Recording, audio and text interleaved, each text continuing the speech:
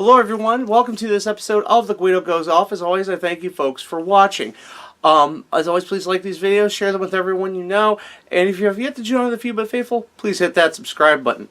Ladies and gentlemen, of course, Wrestlemania tomorrow night. The full 13-hour affair with over 40,217 matches. Yes, I might be exaggerating a tiny bit. Everybody's got their prediction shows, and usually for WrestleMania, I am no exception. So, with that in mind, I'm gonna go ahead and give my predictions for the WrestleMania card as it is announced right now. Of course, there's still some things in the works, some things that aren't solidified yet, but we are going to go ahead and we're going to get started from the bottom all the way to the top. Okay, starting off with, of course, the Andre the Giant Memorial Battle Royal. As we know, everybody that isn't used on the card is being thrown into this, but of course, you know, they've got the big storyline that, of course, Braun Strowman's going to be in it, as well as the Saturday Night Live Weekend Update hosts Colin Jost and Michael Che, because maybe now they'll do something funny. Going into that, my prediction, actually, believe it or not, I am predicting Michael Che to win, because seriously, who cares about the Andre the Giant Memorial Battle Royal? It does nothing. Moving on to the Women's Battle Royal. As I said, the battle for the Uterine Cup. Seriously, look at it last year, probably look at it tomorrow night. Tell me that cup on top of the trophy does not look like a uterus. Because women, right? So my prediction for that, someone really who hasn't been utilized as well as they should be, but again, you know, got all these women involved, kind of hard to predict. But honestly, I'm going to go out on a limb because I hear this person's supposed to be getting a major push, and this might be a part of it. My prediction is Lacey Evans. She might actually get in the ring and do something now. Please! I mean, seriously, I've been a big fan of Lacey Evans, and, you know, I know Asuka's in this, and a lot of other women, but I see Lacey Evans winning it because, honestly, they're talking about her getting a major push, and this could be the catalyst for it. Alright, moving on to the main event of the kickoff, I guess, because cruiserweights, right? Hey, cruiserweights matter! But it will be for the Cruiserweight Championship. Buddy Murphy defending against the winner of that #1 contender tournament, Tony Nese. Again, no, don't pay as much attention to 205 Live as I probably should, given the subject matter for this show. I can see this being a great match, but in the end, honestly, I think Buddy Murphy is going to retain. They really haven't done much with Tony Nese as of late. Maybe this could be a catalyst for something, but I highly doubt it. Buddy Murphy has been quite popular as far as the 205 Live brand, and I can honestly see Buddy Murphy retaining. Moving on to the main body of the card, I am going to start with the farewell match.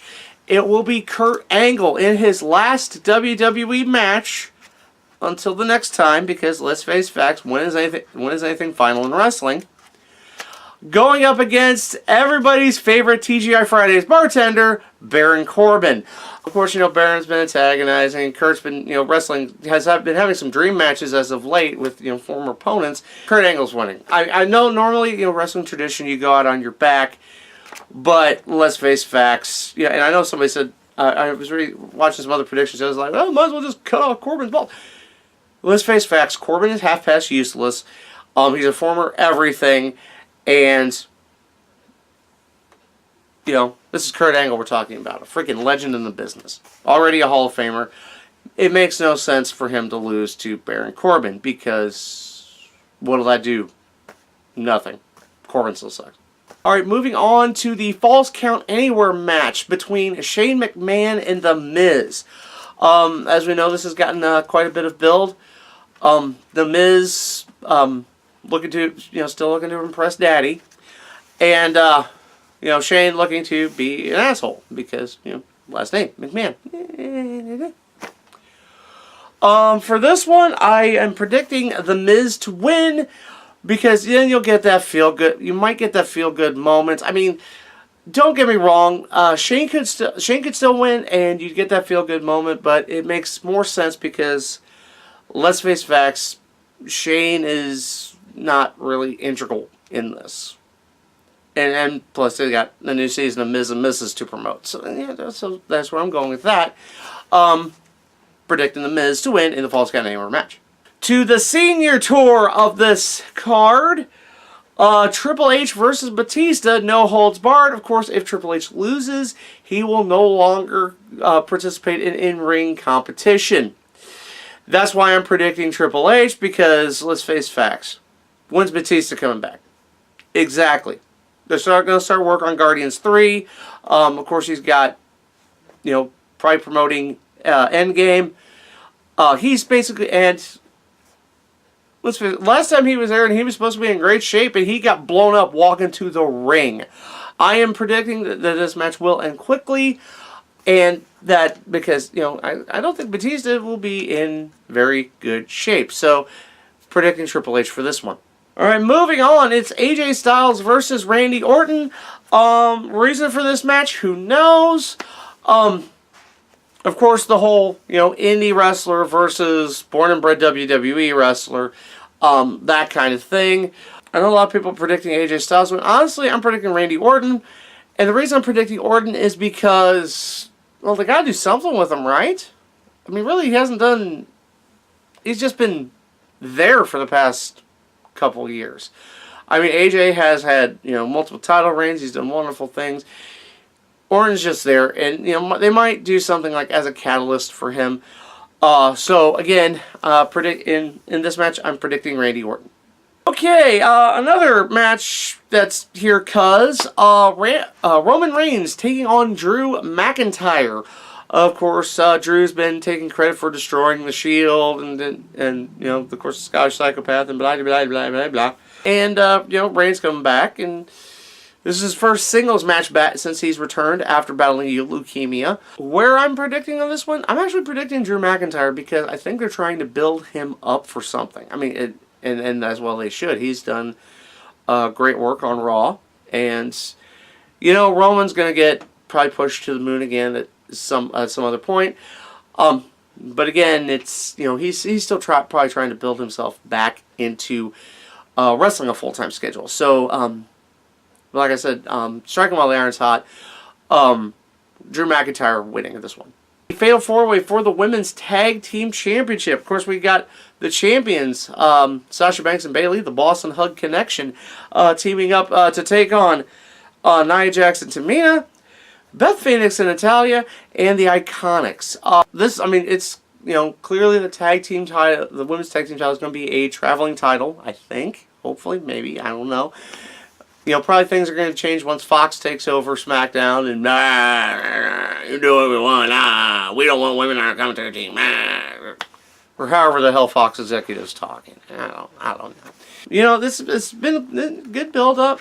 I mean, it's not the huge women's match that everybody's going to, but this contest, it's great to see Beth Phoenix back. Teaming up with Natalya, the Divas of Doom. But in all honesty, I think at the end of this match, the women's tag team titles will be Iconic. That's right, I'm predicting the Iconics to win, becoming the new women's tag team champions, because, honestly, on all four of these teams, I think the Iconics do have a huge upside. Because, they've been teaming together much longer than any of the other teams, and it's about time that paid off. So that's why I'm predicting the Iconics. Alright, moving on to the Raw Tag Team Championship. This match kind of thrown together here at the last minute, as the Revival will be defending the Raw Tag Team Championships against the team of Kurt Hawkins and Zack Ryder. Like I said, this just happened. This is where we're going with it. But honestly, I think to make this match have weight, this is why I'm predicting Hawkins and Ryder to win. If nothing else, for a feel-good moment at WrestleMania, and to finally get that monkey off of Kurt Hawkins' back and winning a match. So that's I'm predicting Hawkins and Ryder. Like I said, this match is going to throw together. Hey, it's here. So just predicting Hawkins and Ryder. Okay, moving on to the Fatal 4-Way for the SmackDown Tag Team Championships, as the Usos will be defending against The Bar, Aleister Black and Ricochet, and Rusev and Shinsuke Nakamura. Of course, this match was put together because WrestleMania host Alexa Bliss decided that the Usos need to be punished for forfeiting to the New Day in that big gauntlet match, which built up to something else I thought, we'll get to. And so you got these 4 teams. I mean, not a lot of build. I mean, of course, huge rivalry between all these teams. But I'm actually predicting another title reign for The Bar. Now, the reason why, as we know, as we all know, Sheamus is kind of on borrowed time, so I can see this team. I don't know if this team will be together much longer. So getting them another reign and making the titles interesting. Like I said, there's a lot of variables, and I'm not making any money off of that, off of these predictions, but just looking like a fool probably. But so that's why my prediction is The Bar. All right, moving on to the United States Championship. Samoa Joe versus Rey Mysterio. Not a lot of build for this. It's, of course, they brought Dominic into it and then things like that. And, of course, the injury to Rey Mysterio. So this match, I don't know if this match will actually happen, but I'm going off the premise that this match will happen. And to be honest, I know Rey Mysterio, biggest little man in wrestling. Great competitor, huge fan favorite, but I'm predicting Samoa Joe because seriously, Joe needs this. Moving on to the Intercontinental Championship match, it will be Bobby Lashley defending against Finn Balor, but it is Demon Finn Balor. I mean, of course, these two have been having quite this rivalry, trading the belt back and forth. I do see Finn Balor winning this one, mostly because he's undefeated in demon form at the on the main roster, and it's always cool to see Demon Finn. They need to do it. I know they're trying to save it so that it's something special, but it should have been something special where you haven't going against Brock Lesnar for the Universal Championship. But no, we can't have nice things. So that's why I'm predicting Finn Balor. Moving on to the WWE Championship match, of course, everybody wanting this feel-good moment. Daniel Bryan, the new Daniel Bryan, defending the renewable WWE Championship against Kofi Kingston. We all know the struggles that Kofi has gone through just to get this match. And Lord only knows if something's going to happen in the process of it. So that's why this is my prediction as of a straight up one-on-one. You've had all this build up. Of course, Daniel Bryan, it's basically Kofi is Daniel where he was 5 years ago. But, in all honesty, I think, Kofi had a much, much higher uphill battle. And I believe this is the one where it's going to pay off. So, I'm predicting Kofi to win because, like I said, you need the payoff in this match. And as great as Daniel Bryan is, this title reign has not been wonderful. Hey, I'm just glad Daniel Bryan's back. He's able to do what he loves. He's been quite entertaining as this Treebeard Greenpeace warrior. But again, I think the bill has been too much to not put the belt on Kofi and build up maybe build up something with the New Day. I've been predicting that the New Day are going to split up here at some point, and this would be the perfect catalyst for it. So I'm predicting Kofi Kingston to be your winner and new WWE champion. All right, moving on to the Universal Championship. Brock Lesnar defending against Seth Rollins. The build's been decent. A lot of work by Paul Heyman, but then again, Paul Heyman usually has to do a lot of work because Brock Lesnar does not like to talk or be around people or be anywhere where he's not in close proximity of a moose to rape. But anyway, so of course, Seth, has been building, is looking to be a credible threat, but I have a feeling the card will be played. And so that's why I am predicting, especially also with Brock Lesnar signing a new short-term deal, your winner and will still be the ghost of a champion. Brock Lesnar. Alright, moving on to the main events. For the first time in WrestleMania history, a women's match will close out the show. It is a winner-take-all triple threat for the Raw and SmackDown Women's Championships. As the Raw Women's Champion, Ronda Rousey, the SmackDown Women's Champion, Charlotte Flair, and of course, the Man Champion. Okay, she's not a champion, but she's still a man. Becky Lynch in this triple threat match, looking to close out the show. I hope people are awake for this. I hope there's a lot of coffee being served at MetLife Stadium, because let's face facts, all of this is going to take forever. And by the time you get to this match, people are like, you know what I mean. You know where my heart is. You know where, I mean, and of course, the big payoff in all this. So, you know, I know that, you know, Vince likes to swerve us, but one, he's high on Becky Lynch. Two, the build-up has been just too good not to have this payoff. So I believe your winner and walking away with all the gold in all the singles gold in the women's division, the Man Becky Lynch. Like I said, there's a lot of factors also. You know, it's the rumors that Ronda might be taken off after Mania, or it's taken off very soon. And Charlotte, you know, because you know, Ric Flair's daughter. Anyway, the payoff in this, you really have no other option. But then again, Vince likes pissing off fans, so I could be completely wrong. But my prediction, of course, the Man Becky Lynch walking away with all the singles gold in the women's division. That's going to do it for my predictions for WrestleMania 35. What do you think? What are your predictions for the Showcase of the Immortals, the granddaddy of them all? Oh, wait, I can't say that because it makes it sound old.